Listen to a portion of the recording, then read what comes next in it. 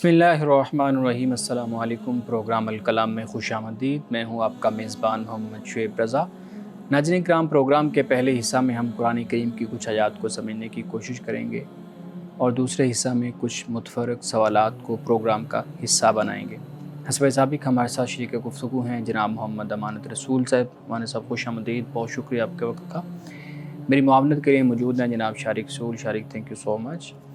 नाज़रीन किराम, आपकी स्क्रीन पे हमारा व्हाट्सएप नंबर आ रहा होगा। आप अपने सवालात हमें भेज सकते हैं। हम इंशाल्लाह आपके सवालात को ज़रूर एड्रेस करेंगे। अमान साहब, हम गुफ्तगू कर रहे थे सूरतुल आराफ, और सूरतुल आराफ की हम आयत नंबर 181 हमने पढ़ी थी, और उसमें एक सवाल मेरे जहन में था। मैं इससे पहले कि आप अगली आयत की तरफ जाएँ, मैं आपके सामने वो सवाल रख दूँ। वो बहुत अहम मेरे ख़्याल में सवाल है कि अल्लाह रब्बुल इज़्ज़त ने फरमाया कि हमने एक ग्रोह जो है, यानी जो लोग पैदा हुए उनमें से एक ग्रोह ऐसा है जो भलाई की तरफ या लोगों की रहनुमाई करता है अच्छाई की तरफ।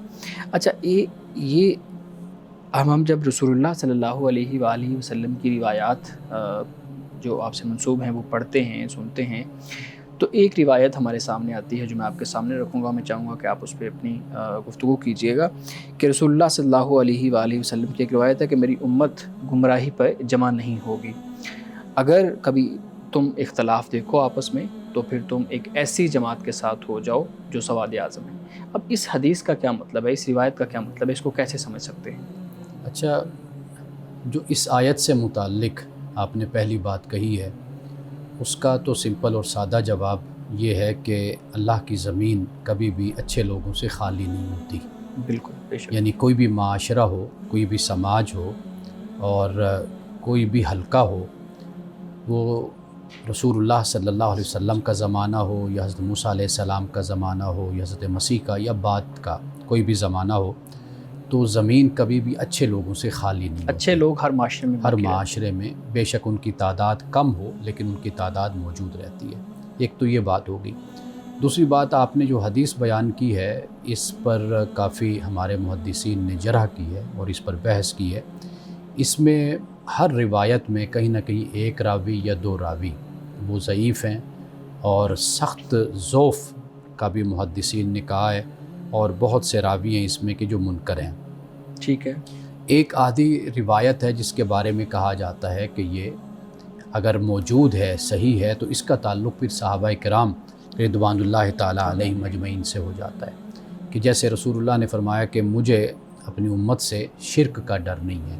ये सही मुस्लिम में भी हदीस नक़ल की जाती है, और जब हम पढ़ते थे हदीस, और ख़ास तौर पर तालिब इल्मी के ज़माने में सही मुस्लिम और बुखारी और सही सियाह सित्ता और साथ तहावी शरीफ हमें पढ़ाई गई, तो उस वक्त भी जब ये हदीस सामने आई तो हमारे जो उस्ताद हैं उन्होंने उस वक्त भी अपने मसलक के नुक्ते नज़र से ये कहा कि भाई कुछ लोग कहते हैं कि भाई उम्मत में लोग ये मुशरिक हैं, फ़लाँ फ़िरका जो उनसा है वो बिदअती है, मुशरिक है, जबकि रसूलुल्लाह सल्लल्लाहु अलैहि वसल्लम यहाँ पे ये फरमा रहे हैं कि भाई मुझे अपनी उम्मत से शिरक का डर नहीं है कि तुम शिरक करोगे। तो जबकि इस हदीस का जो पस मंज़र है वो सिर्फ़ और सिर्फ इसका ताल्लुक़ सहाबा किराम रिदवानुल्लाह ताला अलैहिम अजमईन से है। यानी ये वाहिद हदीस है कि जो रसूलुल्लाह ने ये फ़रमाया कि मुझे डर नहीं है कि मेरी उम्मत शिरक करेगी, या तुम शिरक पर मुत्तफ़िक हो जाओगे, या तुम सब शिरक में मुब्तला हो जाओगे। तो ये हदीस दर हकीकत अगर ये सही है जैसे बयान किया जाता है, तो फिर इसका ताल्लुक़ सिर्फ़ और सिर्फ असहाब रसूल सल्लल्लाहु अलैहि वसल्लम उन्हीं से ही आपने ख़िताब करते हुए ये बात आपने बयान की थी। इसके अलावा जो आपने हवाले दिए हैं, इनके बारे में मुहद्दिसीन का यही नुक्ता नज़र है कि ये सख्त ज़ौफ़ वाली हदीसें हैं, रिवायात हैं, और इसमें एक नहीं कई जगहों पर दो दो रावी ऐसे हैं कि जिन पर ये मुहद्दिसीन का कहना है कि ये मुनकरुल हदीस है। सही। ज़िम्नन मैं आपसे अगर ये भी पूछना चाहता हूँ कि हमारे यहाँ एक और रिवायत बड़ी मशहूर है जिस, और उस पर कुतुब भी लिखी हुई हैं। मुझे याद है मैं जब ख़ुद अपने मदरसा में पढ़ रहा था तो उस वक़्त मेरे पास भी एक किताब थी 73 फ़िरके और एक निजात दहिंदा, तो वो हम पढ़ते थे उस वक़्त शौक़ से। तो ये जो रिवायत है इस पर भी आप बात कीजिएगा कि 73 फ़िरके हैं, 73 फ़िरके होंगे और फिर एक ही ऐसा होगा جو کامیاب ہوگا یا ہدایت کے راستے پہ ہوگا، یہ روایت کیا ہے، یہ ٹھیک ہے نہیں ٹھیک، اور اس سے 73 فرقوں سے کون سے فرقے مراد ہیں؟ ہمارے یہ جو ہمارے یہاں گروپس ہیں، میں تو ان کو سیاسی گروپس ہی کہوں گا، یہ جو دیوبندی وہابی ہیں، اہل حدیث ہیں، بریلوی ہیں، یا اہل تشیع کے مختلف گروہ ہیں، یہ مراد ہیں یا اور ان سے مراد ہیں؟ آپ مجھے یہ بتائیے کہ کیا 73 فرقے اس وقت ہیں یا اس سے کہیں زیادہ ہیں فرقے؟ اگر ہم ہسٹری میں دیکھیں تو کس سے کہیں زیادہ ہو گئے، سینکڑوں میں نہیں بلکہ ہزاروں میں۔ بالکل۔ یعنی آپ اگر صرف اہل السنت کو بھی لے لیں گے نا، یا اہل تشیع کو لے لیں گے، اہل التشیع میں بھی 100 سے زیادہ فرقے ان بن کے سب جاتے ہیں۔ سیکٹس ہیں۔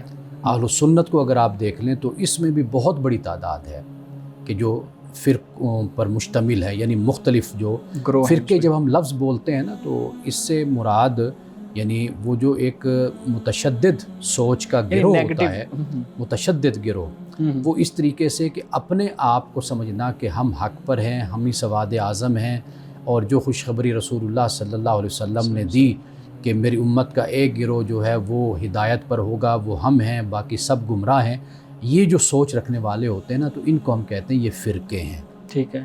تو اس لحاظ سے اگر آپ ذرا نظر ڈال کر دیکھیں گے تو آپ کو ہر فرقہ یہ کہتا ہوا نظر آئے گا، جیسے قرآن نے کہا نا کہ کل حزب بما لدیہم فرحون، ہر گروہ خوش ہے کہ ہم ہدایت پر ہیں، اپنی طرف سے وہ خوش ہے کہ جو اللہ نے ہدایت اتاری، جو حق ہے، سچ ہے، اس پر بس ہم ہی لوگ ہیں۔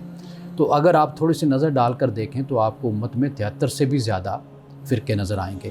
تو لہٰذا جو اس حدیث سے ہمیں بات سمجھائی گئی ہے نا وہ یہ ہے کہ رسول اللہ نے یہ فرمایا ہے کہ یہود میں 71 تھے، مسیحیت میں آپ نے فرمایا کرسچینٹی میں 72، تو فرمایا کہ تم کہیں 73 نہ ہو جانا۔ مطلب یہ ہے کہ آنے والی جو امت ہوتی ہے وہ ہمیشہ اگلا ہی قدم بڑھاتی ہے۔ بالکل۔ تو آپ نے تو خبردار کیا ہمیں بھی ایسا تم نہ کرنا، یہ وارن کیا آپ نے۔ اس کا مقصد ہرگز یہ نہیں ہے کہ بھئی ہم اب اس کوشش میں لگ جائیں کہ ہم نے 73 پورے کرنے ہیں یا ہم نے اسی پر عمل کرنا ہے، چونکہ رسول اللہ صلی اللہ علیہ وسلم نے یہ فرمایا۔ یہ تو ایسے ہی ہے نا کہ جیسے مثال کے طور پر ڈاکٹر ہے، وہ کہتا ہے کہ بھئی فلاں مریض ایسا، فلاں مریض ایسا، اس نے بد پرہیزی کی تو یہ نتیجہ اس کو بھگتنا پڑا۔ اب ڈاکٹر تو وارن کر رہا ہے نا، خبردار کر رہا ہے۔ اس کا مطلب یہ تو نہیں ہوتا کہ بھئی اب وہ جو جس مریض سے وہ کہہ رہا ہے اب وہ مریض بھی ان 2 مریضوں سے آگے بڑھ کر اپنے آپ کو بیمار کر لے، اور ڈاکٹر بھی یہی چاہ رہا ہے کہ تم ڈاکٹر بھی یہی چاہ رہا ہے کہ بھئی تم بیمار بن جاؤ اور تم موت کے منہ میں چلے جاؤ۔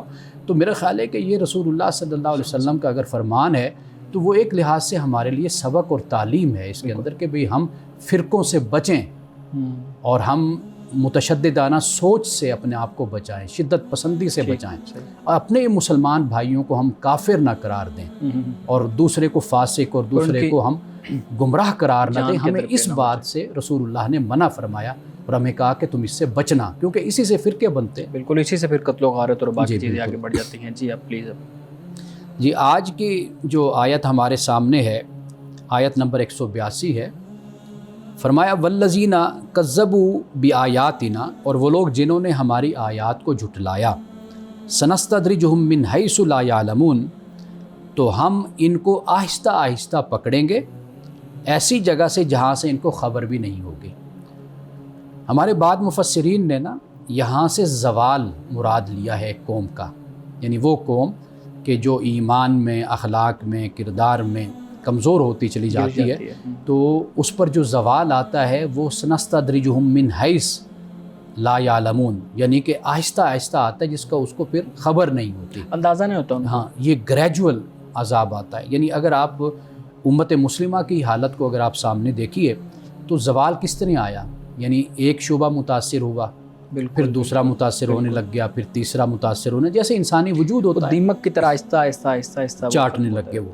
یعنی آپ دیکھیے کہ ریاست کا جو ایک ادارہ ہے وہ متاثر ہوا، زوال پذیر ہوا، پھر اس کے ساتھ معیشت زوال پذیر ہوئی، سیاسی استحکام ختم ہوا، پھر جو علم ہے وہ زوال پذیر ہونا شروع ہو گیا۔ جب لوگوں کو وسعت نہ ملی، لوگوں کو آسودگی نہ ملی، تو اخلاقیات بگڑنا شروع ہو گئی، لوگوں میں کرپشن آ گئی، بدعنوانی آ گئی، وہاں سے پھر علم کا زوال بھی شروع ہو گیا، جہالت نے اپنے ڈیرے ڈال لیے۔ تو قرآن پاک یہاں پر جب یہ فرماتا ہے، ہمارے کئی مفسرین، خاص طور پہ جدید مفسرین، وہ یہ کہتے ہیں کہ یہاں سے یہ بات سمجھ آتی ہے کہ اللہ کی آیات آیات سے مراد یہی ہے نا کہ جو کچھ بھی یہ کائنات ہے ہمارے سامنے ہے، نشانیاں ہیں، پیغمبروں نے ہمیں اتنا کچھ بتا دیا ہے، اللہ نے ہمیں عقل دی ہے، اور پھر عہد فطرت پہ ہم پہلے بات کر کے آئے، یہ سب کچھ اللہ نے ہمیں دیا. پھر اس کے باوجود بھی اگر ایک قوم اپنے آپ کو نہیں سنبھالتی تو پھر ایسے ہی ہوتا ہے کہ جیسے پھر عروج سے پھر آہستہ آہستہ زوال کی طرف. اگر وقت ہو تو تھوڑا سا میں مزید اس پر بات کرنا چاہوں گا. ابن خلدون کے بارے میں آپ جانتے ہیں کہ اس نے قوم کے بارے میں 40 کا ہنسا مقرر کیا. ایک 40 یعنی ایک 40 سال ہوتے ہیں کہ جو بڑے کمال اور عروج پر گزرتے ہیں. پھر اس کے بعد جو دوسرا طبقہ آتا ہے، دوسرے 40 سال، اس میں کسی حد تک اس کا اثر ہوتا ہے، لیکن تیسرے 40 سال میں جا کر پھر وہ کچھ نہ کچھ کمزوریاں پیدا ہونا شروع ہو جاتی ہیں. اور پھر جو چوتھا ہوتا ہے اس میں پھر بالکل ہی زوال جو ہے وہ آنا شروع ہو جاتا ہے. تو قرآن پاک میں بھی 40 سال آپ کو معلوم ہے، حضرت موسیٰ علیہ السلام کی جو قوم تھی وہ 40 سال بھٹکتی رہی. اور انسان کے بارے میں بھی اللہ تعالیٰ نے بالغ 40 سنہ کے الفاظ بولے کہ جب یہ 40 سال کا ہو جاتا ہے تو پھر اللہ کی بارگاہ میں دعا کرتا ہے، اپنے والدین کے لیے بھی دعا کرتا ہے. تو گویا کہ 40 سال کا جو ہنسا ہے یہ انسانی زندگی ہو، فرد کی یا قوم کی، اس میں یہ بڑا اہم اس لیے ہے کہ اس میں میچورٹی آ جاتی ہے عروج کے حوالے سے بھی، اور پھر وقت کے ساتھ ساتھ پھر زوال بھی آنا شروع ہو جاتا ہے. میں سوال کرنا چاہوں گا. آپ نے ابھی بہت ہی اہم بات کی کہ اللہ تعالیٰ نے فرمایا کہ اللہ وہاں سے پکڑتا ہے جہاں سے انسان کو بھی خبر بھی نہیں ہوتی. تو کیا اللہ تعالیٰ یہاں یہ بھی مراد لیتے ہیں کہ انسان کیونکہ ایگو سینٹرک ہے، انسان کو لگتا ہے کہ وہ ناانصافی کرتا ہے، گناہ کرتا ہے، تو سمجھتا ہے کہ مجھے کوئی پکڑنے والا نہیں، کوئی نہیں دیکھ رہا. تو کیا اللہ تعالیٰ نے اس بارے میں بھی بتایا ہے کہ اللہ تعالیٰ ان لوگوں کی بھی خبر لیتا ہے جو سمجھتے ہیں کہ ہم ناانصافی کریں گے اور ہماری خبر گیری نہیں ہوگی؟ دیکھیں یہ جو اشارہ فرمائے نا کہ من حیث لا یعلمون، کہ جہاں سے اللہ یعنی پکڑتا ہے تو وہ نہیں جانتے کہ جہاں سے اللہ، یعنی وہ اپنے زوال کو سمجھ نہیں سکتے. اب معاملہ ایسے ہی ہوتا ہے نا کہ آپ دیکھیے کہ جو شخص عروج پر ہو، کمال پر ہو، تو اس کو سمجھ بھی نہیں آتی کہ بھئی اچانک ہی اس کے جو گناہ ہوتے ہیں، اس کے جو جرائم ہوتے ہیں، اس کی سزا ملنا اس کو شروع ہو جاتی ہے. وہ تصور بھی نہیں کر سکتا کہ کبھی مجھے بھی زوال آ سکتا ہے. یہ وہ چیز ہے کہ جس کو قرآن پاک، اس کے مقابل میں اگر دیکھیے اللہ پاک فرماتا ہے کہ جب تم اچھے کام کرتے ہو، تقوی اختیار کرتے ہو، تو پھر ہم تمہیں رزق دیتے ہیں جہاں سے تم گمان بھی نہیں کر سکتے. لا یحتسب کے الفاظ ہیں، ومن یرزقہ من حیث لا یحتسب.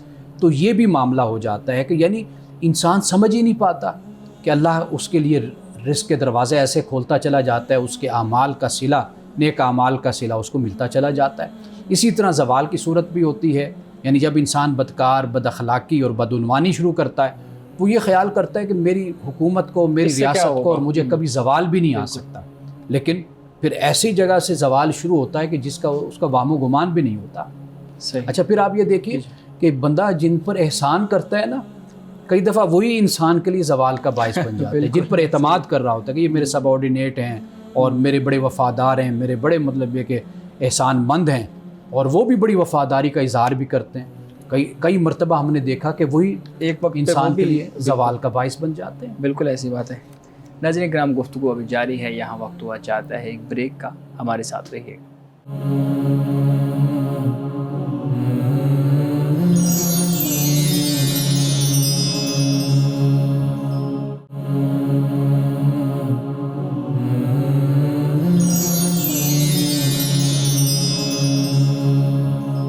ویلکم بیک ناظرین. ہمارے صاحب آپ اگلی آیت تلاوت فرمائیے گا. جی آگے اللہ پاک فرماتا ہے وَأُمْلِي لَهُمْ إِنَّ قَيْدِي مَتِينٌ، اور میں انہیں ڈھیل دیتا ہوں، بے شک میرا داؤ، میرا قید کا مطلب ہوتا ہے یعنی منصوبہ، پکڑنا، چال، یہ جو چیز ہے. فرمایا کہ متین کہ بڑی مضبوط ہے، یہ میرا منصوبہ، میرا داؤ اور میری جو قید ہے، جو پلاننگ ہے، وہ بڑا مضبوط میری پلاننگ ہے. یہ اللہ پاک فرماتا ہے. اب یہ جو فرمایا کہ میں ڈھیل دیتا ہوں، یہ در حقیقت اگر ڈھیل نہ ہوتی نا، پھر انسان کے پاس عذر ہوتا اور وہ یہ کہتا کہ بھئی مجھے تو موقع ہی نہیں دیا گیا سنبھلنے کا، میں نے اگر غلطی کی تھی تو انسانوں غلطی ہو جاتی ہے، تو مجھے تو پکڑ ہی لیا گیا. تو یہ قرآن مجید میں ایک جگہ پہ نہیں، کئی مقامات پہ اللہ نے اس بات کو بیان کیا کہ اگر ہم اس طرح تمہیں پکڑتے تو پھر تمہارے پاس عذر ہوتا، تم کہتے کہ جی مجھے موقع نہیں دیا گیا. تو اللہ نے فرمایا کہ ہم نے تمہیں موقع دے دیا. لیکن یہ بات یاد رکھو کہ تم ہماری گرفت سے باہر نہیں جا سکتے. یعنی خدا نے احتساب کا کوئی نظام ایسا اس کائنات میں قائم کر دیا ہے کہ انسان آخر کار اپنے برے کام کے انجام سے دوچار وہ ضرور ہو جاتا ہے.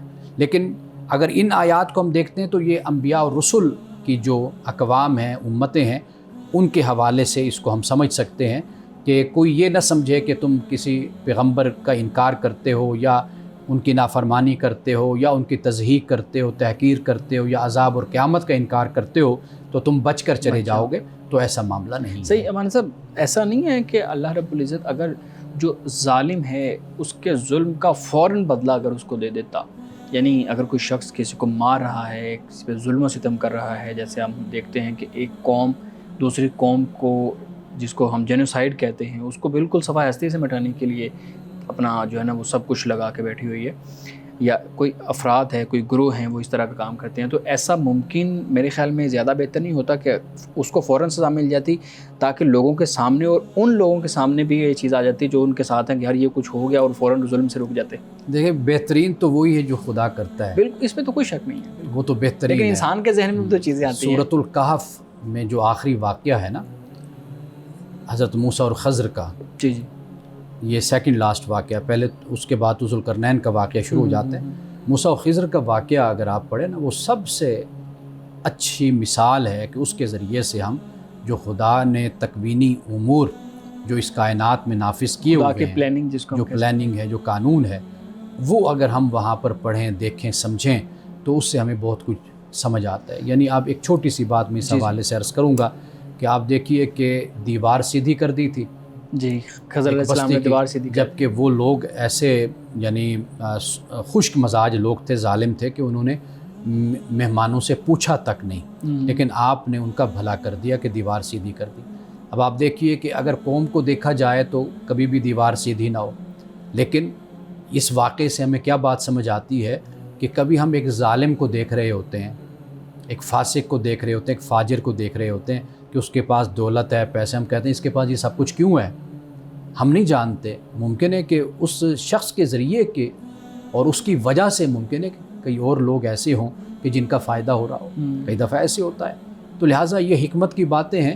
تو جو خدا کرتا ہے وہ بہترین حکمت کے ساتھ معاملات کو لے کر چلتا ہے. بالکل صحیح. جی امان صاحب، اب اس سے آگے اللہ پاک فرماتا ہے وَلَمْ يَتَفَكَّرُوا، کہ کیا یہ لوگ غور نہیں کرتے یا ان لوگوں نے غور نہیں کیا، سمجھا نہیں ہے، تدبر نہیں کیا، فکر نہیں کی.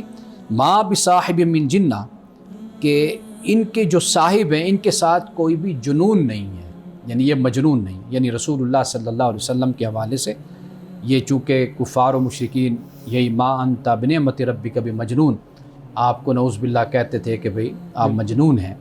تو یہاں پر اللہ پاک نے یہ فرمایا کہ یہ لوگ غور نہیں کرتے، یہ دیکھتے نہیں ہیں. ان ہوا الا نذیر مبین، فرمایا کہ یہ نبی صلی اللہ علیہ وسلم صرف اور صرف واضح طور پر ڈرانے والے ہیں، واضح طور پر. اب یہ جو فرمایا نا کہ یہ غور کیوں نہیں کرتے، کیا یہ لوگ، یعنی غور کرنے سے مراد یہ ہے کہ اس کائنات میں سب کچھ اللہ نے ایک نظام رکھا ہے، بتایا ہے، اور آخر اس کائنات کو فنا ہونا ہے. جس چیز کی ابتدا ہے اس چیز کا اختتام بھی ہے، اس کی فنا بھی ہے. تو لہٰذا کائنات نے فنا ہونا ہے، قیامت نے آنا ہے، اور پھر آخرت برپا ہونی ہے. وہاں پر مومنین کے ساتھ، فرمانبرداروں کے ساتھ اور نافرمانوں کے ساتھ جو رب کا معاملہ ہے پھر وہ سامنے آنا ہے. تو کیا یہ اس کائنات پر اور یہ سب کچھ جو اپنی تخلیق ہے، جیسے پہلے ہم نے پڑھا، تو اس پر کیا یہ لوگ غور و فکر نہیں کرتے؟ اور نبی اکرم صلی اللہ علیہ وسلم کے جو بتانے والے ہیں، کہنے والے ہیں، وارن کرنے والے ہیں، وارنر ہیں، ان کے ساتھ ان کا یہ رویہ ہے کہ نعوذ باللہ آپ کو مجنون کہتے ہیں. مولانا صاحب، یہ اگر ہم دیکھیں رسول اللہ صلی اللہ علیہ وسلم کی سیرت، تو یہ تو ہم نے سیرت میں پڑھا ہوا ہے نا کہ وہ پاگل کہتے تھے، معاذ اللہ، مجنون کہتے تھے آپ کو، کاہن کہتے تھے، جادوگر کہتے تھے، اس طرح سے. تو جب کہ رسول اللہ صلی اللہ علیہ وسلم کی سیرت سے دیکھیں تو عرب کے لوگ ہی آپ کا احترام بھی کر رہے تھے، آپ سے اپنے مسئلے بھی حل کروا رہے تھے، فیصلہ سازی میں بھی آپ کو ایک واضح اہمیت حاصل تھی. ایون ہم 40 سالہ زندگی جب آپ کے قرآن نازل ہوا اس سے پہلے کی بھی دیکھ لیں، حلف الفضول کے واقعہ پہ آپ نے کچھ دن پہلے بات کی ہے. اسی طریقے سے اور بڑے فیصلے تھے. باہر سے جو لوگ آتے تھے وہ ان کو معلوم تھا کہ یہاں پہ محمد صلی اللہ علیہ وسلم کوئی ایک ایسے شخص ہیں جن کے پاس ہم اپنی معاملات کو ڈسکس کر سکتے ہیں. اب یہ سب کچھ ہونے کے باوجود ایک شخص، ایک پوری قوم اس بات پہ یقین بھی رکھ رہی ہے کہ یار یہ شخص ایسا ہے کہ اس نے کبھی جھوٹ نہیں بولا، ظلم نہیں کیا، زیادتی نہیں کی، اس کے باوجود وہ مجنون کیوں کہتے تھے؟ مطلب یہ کوئی بات، ریزن سمجھ نہیں آ رہی تھی کہ وہ کس بنیاد پہ یہ مجنون کہتے تھے. دیکھیے جو باتیں آپ نے بیان کی ہیں نا، ان کو وہ تسلیم کرتے تھے اور مانتے تھے، اور آپ کو عقل مند مانتے تھے، صاحب بصیرت مانتے تھے، اور بڑے بڑے مسائل آپ سے حل کروائے انہوں نے، بڑے بڑے جھگڑے آپ نے ان کے ختم کروائے. یہ ایک سماجی پہلو ہے آپ کی شخصیت کا، یہ الگ پہلو ہے. چونکہ رسول اللہ صلی اللہ علیہ وسلم، اللہ تعالیٰ کی وحی آپ پر اترتی تھی، آپ اپنے جو سامنے مخاطبین تھے ان کو آپ قیامت کا، عذاب کا، اس کے بارے میں ان کو خبردار کرتے تھے. بالکل صحیح. چونکہ عذاب اور قیامت ان کے سامنے نہیں تھی. وہی معاملہ ہے جو پہلے ہم پڑھ کر آئے. مشاہدہ نہیں تھا. ہاں، مشاہدہ نہیں تھا. پہلے ہم پڑھ کر آئے کہ جب انسان طاقت میں ہوتا ہے، اقتدار میں ہوتا ہے، جوانی میں ہوتا ہے، اور اپنے یعنی مال دولت میں انسان عروج پر ہوتا ہے، تو وہ کبھی سوچ بھی نہیں سکتا کہ یہ سب کچھ بسا بسایا اور یہ چہل پہل، یہ سب کچھ ختم ہو جائے گی. اس کا تصور نہیں کر سکتا. تو جب رسول اللہ صلی اللہ علیہ وسلم ان کو یہ بتاتے تھے کہ بھی خدا کا عذاب ہے، قیامت ہے، اگر تم نافرمانی کرو گے، ایمان نہیں لاؤ گے تو تمہیں اس کا جواب دینا ہوگا، تم اس کا شکار ہو جاؤ گے. وہ جب دیکھتے تھے کہ زندگی تو اسی طریقے سے چہل پہل کے ساتھ، مصروفیت کے ساتھ گزر رہی ہے، تو کہاں عذاب تو کہاں قیامت. تو رسول اللہ ان کو بار بار اس سے خبردار بھی کرتے تھے. اور پھر آپ علیہ الصلوۃ والتسلیم کی شخصیت میں، ذات اقدس میں جو بے چینی تھی، اضطراب تھا، وہ بھی ہم نے کئی جگہ پہ قرآن پاک میں پڑھا کہ اللہ پاک نے فرمایا کہ نبی صلی اللہ علیہ وسلم اگر یہ لوگ مسلمان نہیں ہوں گے، ایمان نہیں لائیں گے، تو کیا آپ اس غم میں اپنی جان گھلا بیٹھیں گے؟ یعنی اس سے پتہ چلتا ہے کہ آپ میں کتنی بےتابی اور کتنا اضطراب تھا. یہ جو کیفیت تھی نا، اور بار بار ان کو خبردار کرنا تھا، در حقیقت اس بنیاد پر وہ یہ رسول اللہ صلی اللہ علیہ وسلم کو کہتے تھے کہ آپ مجنون ہیں. یہ ایسے ہی ہے کہ جیسے ہمارے معاشرے میں مثلا کسی مسئلے پر بھی اگر کسی نے بار بار کہنا اور وہ اس کے پیچھے پڑ جائے تو پھر ہم کہتے ہیں یار یہ تو بالکل پاگل ہو گئے، اس مسئلے کو اس نے اپنے اوپر سوار کر لیا ہے. تو در حقیقت رسول اللہ بار بار قیامت، عذاب اور ان چیزوں کا ان کے سامنے ذکر کرتے رہتے تھے، اور ان کے ایمان لانے کے لیے بے چین اور فکر مند رہتے تھے کہ بھئی یہ خدا کے عذاب سے بچ جائیں.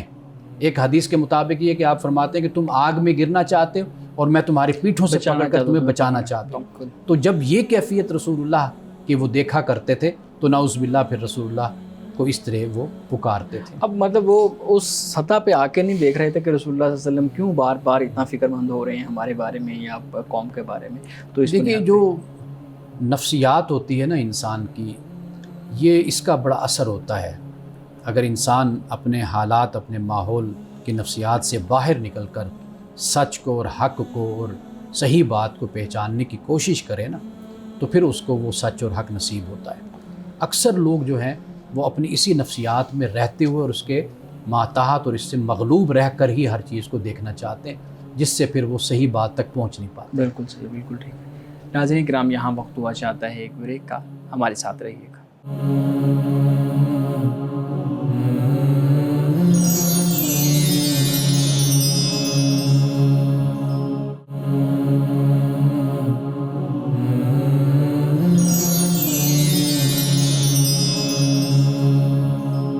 پروگرام میں ایک دفعہ پھر خوش آمدید. ہمارے سے بہت شکریہ، آپ نے بہت خوبصورت انداز میں ان آیات کا مفہوم بیان کیا ہے، اور ہماری کوشش بھی یہ ہوتی ہے کہ ہم اپنے ناظرین کے لیے خاص طور پہ یہ آیات سے متعلق ہماری تفاسیر کے اندر جو سوالات ہوتے ہیں، کوئی اشکالات ہوتے ہیں جن کی سمجھ نہیں آ رہی ہوتی، ان کو آپ کے سامنے رکھیں.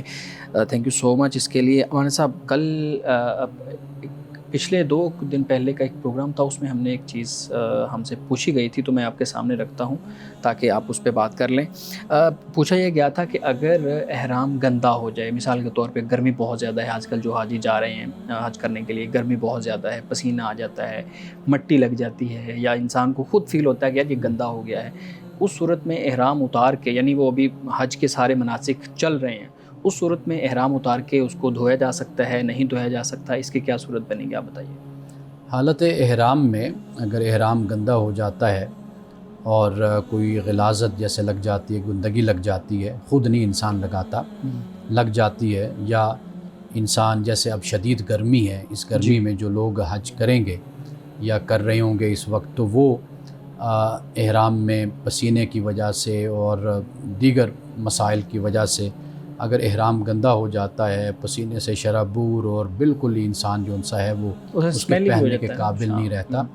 تو جب اس طرح کی کوئی مجبوری ہو تو پھر کوئی حرج نہیں ہے کہ وہ احرام دھو سکتے ہیں, دھو کر اسی احرام کو وہ دوبارہ یعنی اس کو پہن لیں, تبدیل کر سکتے ہیں. عام طور پر لوگوں نے 2-3 احرام رکھے ہوتے ہیں سہولت کے لیے ساتھ. جی صحیح ہے. اچھا مولانا صاحب, اس میں ایک اور چیز بھی تو ہے نا بہت امپورٹنٹ ہے. یہ تو وہ چیز ہے جو پسینہ آ گیا ہے یا گندہ ہو گیا ہے یا کوئی اس پہ گرد لگ گئی ہے اس صورتحال میں.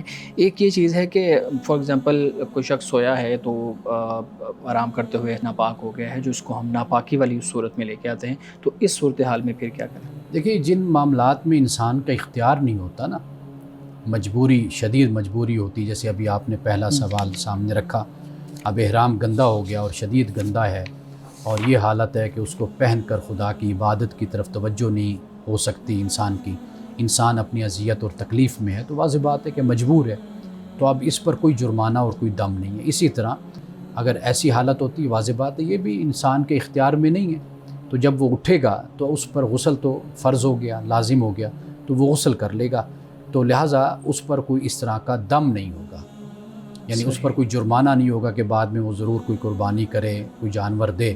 تو لہٰذا صرف اتنی بات ہے کہ جو عام حالات میں بھی ہوتا ہے کہ انسان احرام اگر گندہ ہو گیا, اس کو دھو لیا اور غسل فرض ہے, لازم ہے, بس وہ غسل کر لے. صحیح, ٹھیک ہے مولانا صاحب. مولانا صاحب تقریباً حج کے قریب کے ایام ہیں اور تقریباً حاجی تقریباً جا چکے ہیں, مطلب کوئی شاید کچھ رہ گئے ہوں. ایک چیز ہم سے پوچھی گئی ہے, میں چاہوں گا کہ آپ اس پہ بات ضرور کیجیے گا. پوچھتے ہیں کہ حاجی جب کعبے کا طواف کرے یا حج کا وہ پورے مناسک ادا کر لے یا اس سے پہلے, اب قبولیت کا بھی وقت ہے, یعنی ایسا وہ وقت ہے, اتنا پاکیزہ وقت ہے اور اتنی پاکیزہ وہ جگہ ہے, وہاں پہ جا کے کون سی دعا سب سے زیادہ کرنی چاہیے تاکہ انسان خدا کے سامنے اپنی مناجات اور اپنی جو ایک اس کی دعا ہے وہ خدا کے سامنے رکھ سکے؟ دیکھیے, ہر انسان کے اپنے جذبات ہوتے ہیں, اپنے احساسات ہوتے ہیں, اپنی ضرورتیں ہوتی ہیں دنیاوی لحاظ سے, تو انسان وہ اللہ کے سامنے پیش کرتا ہے. لیکن سب سے جو اہم دعا ہوتی ہے وہ یہ ہوتی ہے کہ انسان, جسے ہم کہتے ہیں خاتمہ بالایمان, کہ دنیا سے اگر انسان جائے تو ایمان کے ساتھ جائے. یہ سب سے بڑی دولت ہے, یہ سب سے بڑی نعمت ہے. تو اللہ سے انسان وہ مانگے کہ جو انسان کے لیے دنیا تو بہتر ہوئی صحیح, لیکن اس کے ساتھ جو اس کی اخروی زندگی ہے اور ہمیشہ کی زندگی ہے اس میں بہتری ہو. انبیاء علیہم السلام ہمیشہ اللہ سے یہی دعا مانگتے رہے. رسول اللہ صلی اللہ علیہ وسلم کی اگر ہم دعائیں پڑھتے ہیں, ان دعاؤں میں بھی ہمیں یہی بات نظر آتی ہے, یعنی دنیا میں بھی اللہ تعالیٰ انسان کو اسلام کے ساتھ رکھے, اور جب دنیا سے انسان جائے تو ایمان کے ساتھ انسان یہاں سے رخصت ہو. یہ سب سے بڑی دعا ہے اور یہ سب سے بڑی دولت ہے.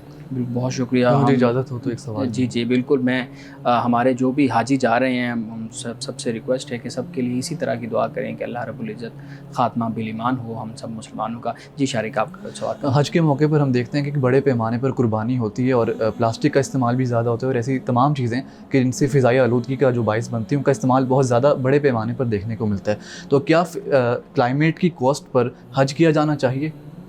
دیکھیے, جو آپ نے سوال کیا نا, دنیا میں بڑے بڑے اجتماعات منعقد ہوتے ہیں, یعنی کرسچینٹی کا اگر ہم دیکھیں تو وہ بھی ہوتا ہے, اگر آپ یہودیت کا دیکھیں وہ بھی ہوتا ہے, کلچرلی بھی, تہذیبی اور ثقافتی ہم دیکھتے ہیں وہ بھی ہوتا ہے. اصل معاملہ یہ ہوتا ہے کہ جس ملک میں آپ ہیں وہاں کا جو انتظامی معاملہ ہوتا ہے وہ اگر مضبوط ہو, مستحکم ہو اور صحیح ہو, منظم ہو, تو اس طرح کے پھر مسائل پیدا نہیں ہوتے. اگر آپ سعودی حکومت کو اگر آپ دیکھیں گے تو آپ کو وہاں پر کسی طرح کی بھی غلاظت اور آلودگی اور آپ کو گندگی وہاں پر نظر نہیں آئے گی. یہ تو ڈیپینڈ کرتا ہے نا اس ملک پر, اس ریاست پر, کہ وہ اپنے نظام کو کتنا بہترین کرتے ہیں کہ جس سے ماحول کی آلودگی اور یہ کچھ نہ ہو، بلکہ جسے آپ آلودگی کہہ رہے ہیں یہ جو سب کچھ ہے اس سے بھی بعض اوقات وہ کچھ پیدا کر لیا جاتا ہے کہ جس سے آپ کا ماحول صاف اور ستھرا ہو جاتا ہے. انسان کے لیے وہ سہولت مند بھی بن سکتی ہیں چیزیں. یہی کوڑا ہے جس سے بجلی بھی پیدا کی جاتی ہے. اب یورپ اسی کوڑے کے ذریعے سے گرم پانی بھی اپنے لوگوں کو مہیا کرتا ہے، یعنی ایک نیا سسٹم وجود میں لائے ہیں وہ لوگ. تو یہ تو ہم پہ ڈیپینڈ کرتا ہے نا، انسانوں پر، کہ ہم اس کو آیا کہ ماحول کی آلودگی کا باعث بنا دیتے ہیں. ہمارے تو گلی کوچے میں ایک چھوٹی سی شادی بھی ہو تو آپ دیکھ لیجئے کہ وہاں پر بھی ماحول کی آلودگی کا ہم باعث بن جاتے ہیں. کوئی چھوٹا سا جلسہ بھی ہو تو وہاں پر آپ دیکھ لیجئے کتنی گندگی ہوتی ہے. اور یہ جو ہمارے شمالی علاقہ جات ہیں، آپ دیکھیے کہ بے شمار فوٹو ہم نے دیکھے ہیں کہ جب سے ہم لوگ وہاں پہ جانا شروع ہوئے ہیں وہاں پر گندگی اور یہ بوتلیں اور یہ کھانے پینے کی چیزیں، یہ سارا کچھ ویسے پھینک دیتے ہیں. یہ تو پھر قوم کو باشعور ہونا چاہیے نا کہ وہ اپنے ماحول کو صاف اور ستھرا رکھیں. لیکن سعودی گورنمنٹ بہت اچھا انتظام کرتی ہے. مثال کے طور پہ حج کے کچھ ہی ایام کے بعد جیسے ہی حاجی سارے واپس آتے ہیں تو عمرے کے لوگ شروع ہو جاتے ہیں. اتنے بڑے لیول پہ قربانیاں ہیں، اتنے بڑے لیول پہ صفائی ہے، اتنے لوگوں کی مہمان نوازی ہے، یہ سب کچھ ہے، اور فوراً ہی اگلا عمرے کا مرحلہ شروع ہو جاتا ہے، پھر سینکڑوں ہزاروں لوگ آنا شروع ہو جاتے ہیں. آپ رمضان المبارک میں دیکھ لیں، یعنی رمضان المبارک میں بہت دنیا، یعنی لاکھوں میں وہاں پر آپ یوں سمجھ لیجئے کہ حج کے برابر ہی لوگ پہنچے ہوتے ہیں، بڑی تعداد لیکن جاتی ہے. صفائی ستھرائی کا بہت ہی اعلیٰ انتظام ہوتا ہے. ناظرین کرام، یہاں وقت ہوا چاہتا ہے ایک بریک کا، ہمارے ساتھ رہیے.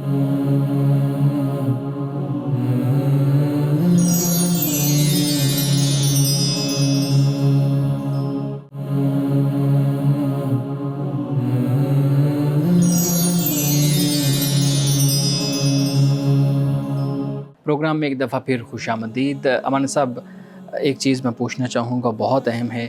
جب ہم قربانی کا جانور خریدنے کا ارادہ کرتے ہیں، خریدنے کے لیے جاتے ہیں، جیسے آج کل بہت سے لوگ جا رہے ہیں اور کچھ لوگوں نے خرید بھی لیے ہیں، جو قربانی ہے وہ ہے خدا کے نام پہ خون بہانا، خدا کے ساتھ اپنا تعلق ظاہر کرنا. لیکن ہم جب منڈی جاتے ہیں یا جانور خریدنے جاتے ہیں تو ہمارے ذہن میں وہی ہمارے ہاں جو فقہی مسائل ہیں، اصطلاحات ہیں، کان کتنا کٹا ہونا چاہیے، سینگ کتنا ٹوٹا ہوا ہو، نہ ٹوٹا ہوا ہو، اس کا ٹانگ چیک کرنا، اس کا رنگ چیک کرنا، اس کے دانت چیک کرنا. اب یہ وہ ساری بنیادی چیزیں ہیں، جو بات کی چیزیں. پہلے انسان کی نیت، انسان کا تعلق، یہ چیزیں میٹر کرتی ہیں. تو ہم دوسری جو چیزیں ہیں ان پہ زیادہ فوکس کرتے ہیں، جو پہلی چیزیں ہیں ان پہ ہمارا فوکس بالکل نہیں ہوتا. مثال کے طور پہ قربانی کا کسی کو اتنا اچھے طریقے سے اندازہ نہیں ہے کہ یار یہ کتنی بڑی عبادت ہے اور اس سے اللہ رب العزت کے ساتھ تعلق کیسے مضبوط ہو سکتا ہے. دیکھیے، جہاں تک وہ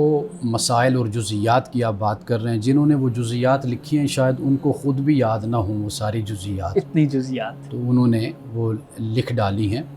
آپ پر کوئی لازم اور ضروری نہیں ہے کہ آپ اس کو مد نظر رکھیں. سمپل اور سادہ سی بات ہے کہ آپ کو پتہ ہے کہ عیب کس کو کہتے ہیں، کمی کس کو کہتے ہیں.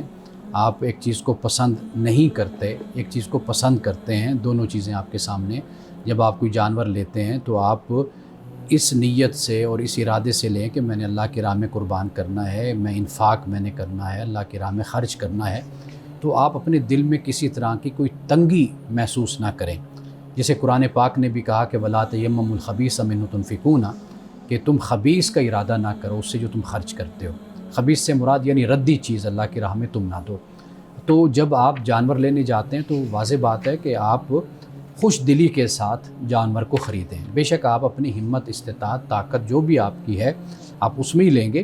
لیکن یہ جو ہوتا ہے نا کہ بھئی میں کوئی ردی چیز اٹھا کر، کوئی خبیث چیز اٹھا کر میں ویسے ہی اللہ کی راہ میں دے دوں تو اللہ تعالیٰ اس کو پسند نہیں فرماتا. رسول اللہ صلی اللہ علیہ وسلم جو جانور قربان کرتے تھے وہ ذرا فربا ہونا چاہیے، یعنی موٹا تازہ ہو، اس میں کسی طرح کا عیب نہ ہو اور وہ صحت مند ہو. یہ وہ چیزیں ہیں جو عمومی طور پر دیکھنی چاہیے. جیسے آپ مارکیٹ میں جاتے ہیں، کوئی چیز بھی لینے جاتے ہیں، آپ پھل بھی لینے جاتے ہیں، سبزی لینے جاتے ہیں، آپ کپڑے لینے جاتے ہیں، آپ موٹر بائک لینے جاتے ہیں، گاڑی لینے جاتے ہیں، بہت کچھ لینے جاتے ہیں، تو آپ کیا چیز دیکھا کرتے ہیں؟ تو وہ ایک انسانی نفسیات ہے، انسانی طبیعت ہے. اسی طریقے سے آپ جانور لیجئے کہ جس طریقے سے آپ اپنے لیے کوئی چیز لے رہے ہیں آپ یہ ایسے خریدیں کہ جیسے آپ اپنے لیے خرید رہے ہیں، یعنی ایک اچھی چیز آپ خریدیں اور اس کو اللہ کی راہ میں آپ قربان کریں. بالکل صحیح میں ایک سوال جی شاریک. قربانی کا مقصد پیوریفیکیشن بتایا جاتا ہے، لیکن ہمارے ہاں جب قربانی کی جاتی ہے تو وہ ایک سوشل اسٹیٹس دکھانے کا بھی ایک ذریعہ بن چکا ہے کہ ہم کتنے امیر ہیں، کتنے رکھ رکھاؤ والے ہیں. تو کیا یہ قربانی ریاکاری نہیں بن چکی، اور اس کو عبادت کیسے بنایا جائے؟ اچھا، پہلی بات آپ نے بالکل صحیح کی کہ تزکیہ نفس بنیادی طور پر اس کا مقصد ہوتا ہے. وہ نماز ہے، روزہ ہے، زکوٰۃ ہے، حج ہے، یعنی پیوریفیکیشن آف نفس جسے آپ کے سیلف آپ کہہ لیجئے، یہ اس کی پاکیزگی کا اہتمام کرنا ہے. ایک تو یہ بات ہے. دوسرا آپ نے کہا دیکھیے ہم کسی کی نیت پر کبھی نہ شک کریں. جو لایا ہے ممکن ہے کہ وہ بڑی محبت سے جانور لایا ہو. ہمارا ماحول اب اس طرح کا بن گیا، کسی کے پاس اچھی گاڑی بھی ہو نا تو ہم دیکھ کر کہتے ہیں کہ اس نے ضرور حرام مال سے اس نے خریدی ہوگی. ہم پہلے جملہ ہمارا یہی ہوتا ہے. تو ایک تو نیگیٹیوٹی کسی کے بارے میں نہیں ہونی چاہیے کہ نیت اس کی کیا ہے. ہاں یہ ضرور ہونا چاہیے کہ بھئی آپ نے جانور قربان کرنا ہے تو آپ کوئی اچھا سا جانور خرید لیں، ایک مناسب قیمت کا خرید لیں. باقی جو پیسے ہیں وہ آپ غرباء میں تقسیم کریں، مساکین میں. تعلیم کے لیے کتنے لوگ ہیں جو بیچارے بچے تعلیم حاصل کرنا چاہتے ہیں. تو یہ بات بالکل آپ کی ٹھیک ہے کہ ہمیں یہ چاہیے کہ ہم ایک مناسب سا جانور اللہ کی راہ میں قربان کریں. باقی جو چیزیں ہیں، باقی جو پیسے ہیں، اس کو ہم کسی اور جگہ پر اجتماعی جو کام ہوتے ہیں ان پر خرچ کرتے ہیں. صحیح. مولانا صاحب آج کے حدیث مبارکہ بیان کیجیے. صحیح مسلم کی حدیث ہے، حضور علیہ السلام نے فرمایا علیکم بالصدق فإن الصدق یہدی الی البر. فرمایا سچائی کو لازم پکڑ لو، یعنی سچائی کو تھام لو. کیوں؟ فرمایا کہ سچائی نیکی کی طرف رہنمائی کرتی ہے. ہم سچائی کو اپنا اوڑھنا بچھونا بنا لیں. ہماری گفتگو، ہمارا دیکھنا، ہمارا سوچنا، ہمارا بولنا، ہمارا سننا، ہمارے معاملات سب کچھ سچائی پر اگر مبنی ہوں گے تو یہی سچائی ہمیں نیکی کی طرف لے کر جائے گی. ناظرین کرام، اس دعا کے ساتھ اپنے پروگرام کا اختتام کریں گے. اللہ رب العزت حسن کلام اور تاثیر کلام عطا فرمائے، ہماری زبان کے گروں کو کھول دے اور سننے والوں تک خیر کا پیغام پہنچے. اجازت دیجیے، خدا حافظ.